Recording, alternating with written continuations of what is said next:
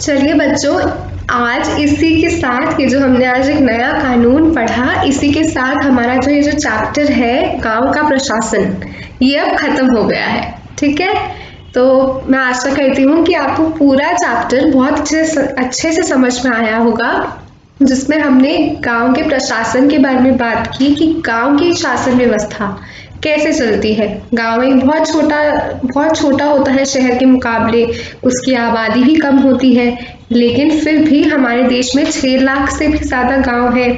गांव में सुविधाएं भी कम होती हैं। गांव में निर्णय लेने का काम तो ग्राम पंचायत का होता है, लेकिन उन सारे निर्णयों को अमल करने का काम जो होता है वो प्रशासनिक अधिकारियों को होता है। जैसे कि हमने इस चैप्टर में हमने एक ऐसे प्रशासनिक अधिकारी के बारे में भी बात करी जो कि कानून व्यवस्था को देखता है गांव की, वो था पुलिस थाने का थानेदार, जो कि अगर कोई भी झगड़ा मारपीट ऐसा कोई भी अपराध हो गांव में, तो वो गांव अगर उस पुलिस थाने के कार्य क्षेत्र में आता है तो वो उस गांव या उस क्षेत्र से में हुए किसी भी अपराध के लिए वो रिपोर्ट दर्ज करेगा थानेदार, और फिर उस पर छानबीन शुरू करेगा और लोगों को न्याय दिलवाएगा। ठीक है, और उसके बाद हमने बात करी थी पटवारी की।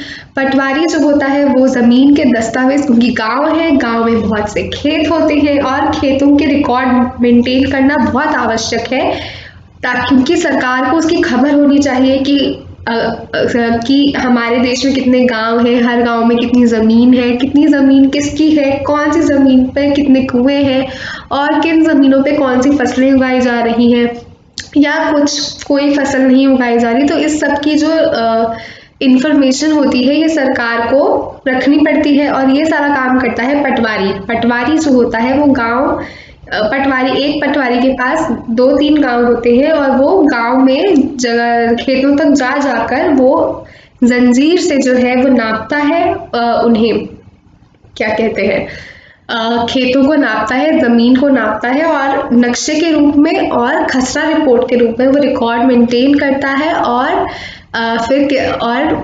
वो तहसीलदार को, उससे ऊपर कौन होता है, प्रशासनिक अधिकारी जो उसके काम की निगरानी रखता है, वो होता है तहसीलदार।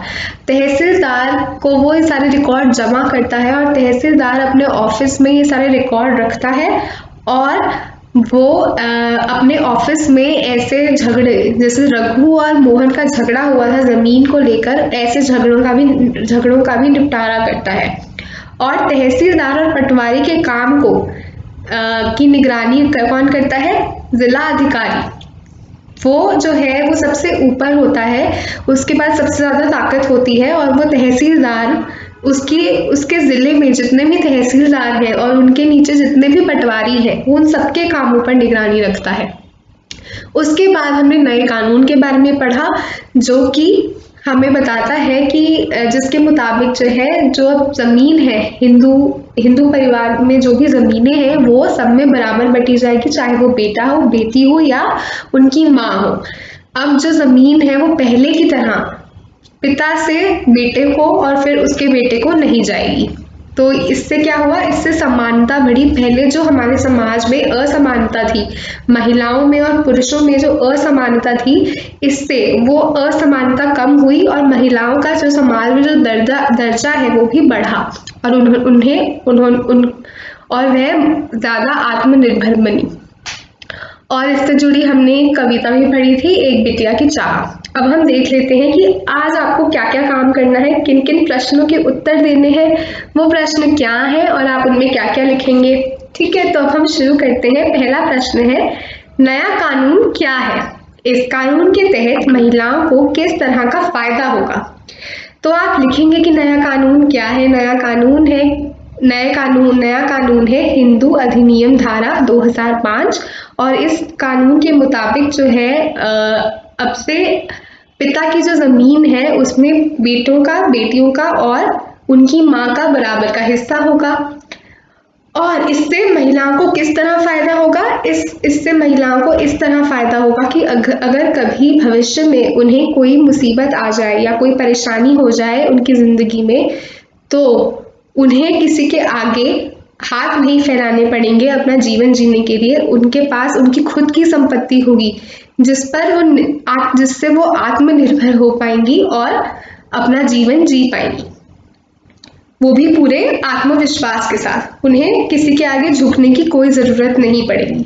तो ये जो है एक नया कानून है और इससे महिलाओं को फ़ायदा हो रहा है, क्योंकि पहले ये कानून नहीं था, महिलाओं को कुछ नहीं मिलता था पहले। तो अब उन्हें जब बराबर की ज़मीनें मिलेंगी, बराबर की संपत्ति मिलेगी, तो उन्हें फ़ायदा होगा और उनके जीवन में उनका जो दर्जा है, समाज में उनका जो दर्जा है वो भी बढ़ेगा और वो आत्मनिर्भर बनेंगी।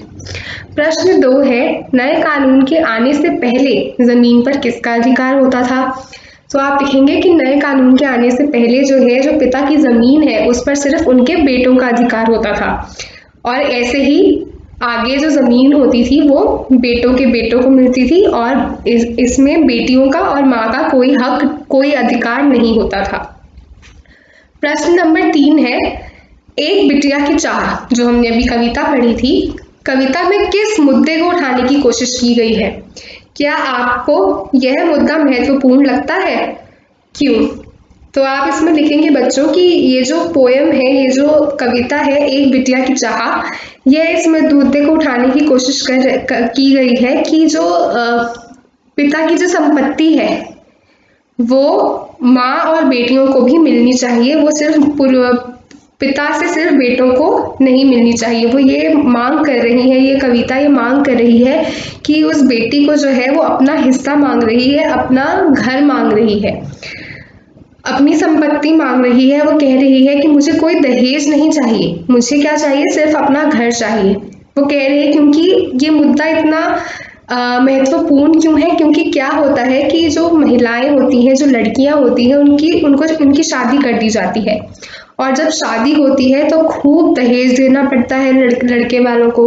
और जो ये जो दहेज देते हैं, दहेज में क्या क्या आता है? फर्नीचर, मतलब ये सोफा, फ्रिज, टीवी, गाड़ी, ये सब जो है दहेज में लड़की का परिवार जो है वो लड़के के परिवार को दहेज देता है, जो कि एक तरह के तोहफे देना माना जाता है। लेकिन ये बहुत ही अन्याय होता है लड़की के साथ, क्योंकि इतना ज़्यादा जो लड़के वाले हैं वो इतनी मांग रखते हैं, और उसके बाद शादी के बाद ही वो लड़की को परेशान करते रहते हैं और उससे और दहेज की मांग करते रहते हैं कि तुम और दहेज लाओ, अपने पिता से और संपत्ति लाओ और हमें दो, कि वो चाहते हैं कि उनके पास आए सब कुछ।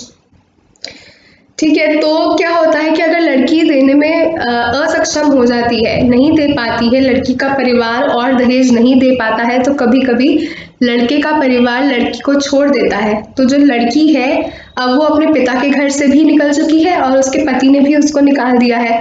तो ऐसे केस में क्या होता है कि वो उसके पास ना तो कोई संपत्ति होती है, ना ही कोई साधन होता है अपना जीवन जीने के लिए, पैसे कमाने के लिए। ठीक है, तो फिर क्या होता है कि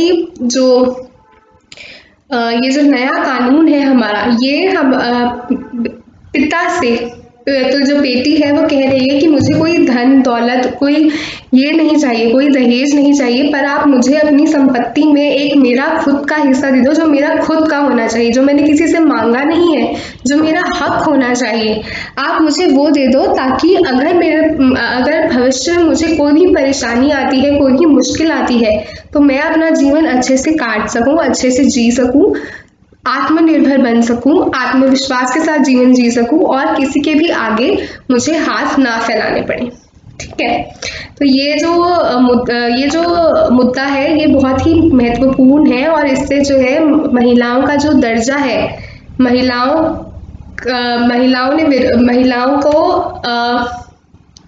को महत्वपूर्ण दर्जा दिया गया है समाज में, और उन्हें बराबर का हिस्सा, बराबर समझा गया है कि उन्हें भी संपत्ति में बराबर हिस्सा मिलना चाहिए, और एक समानता की तरफ उन्होंने एक कदम बढ़ाया है इस कानून से।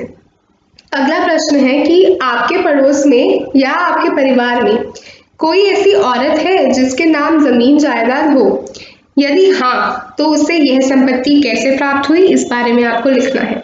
यानी कि अगर आप अपनी मम्मी से पूछिए, अपनी चाची, दादी या जो भी आपके परिवार में कोई ऐसा है, आपके पड़ोस में कोई ऐसी आंटी है, आप उनसे पूछिए कि क्या उनके पास उनके नाम पर कोई संपत्ति है, कोई जमीन, कोई जायदाद, कोई संपत्ति जो उनके नाम पर हो।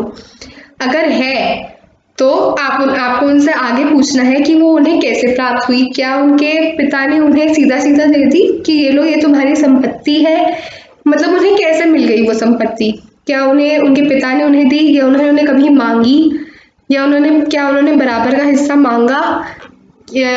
तो आपको उनसे पूछना है कि क्या उन्हें इस नए कानून के बारे में पता है या नहीं, और आपको इस बारे में जो है नीचे लिखना है। और ये है बच्चों आपका आज का काम। तो मैं आशा करती हूँ कि आपको ये जो चैप्टर है गांव का प्रशासन, ये आपको बहुत अच्छे से समझ में आया होगा।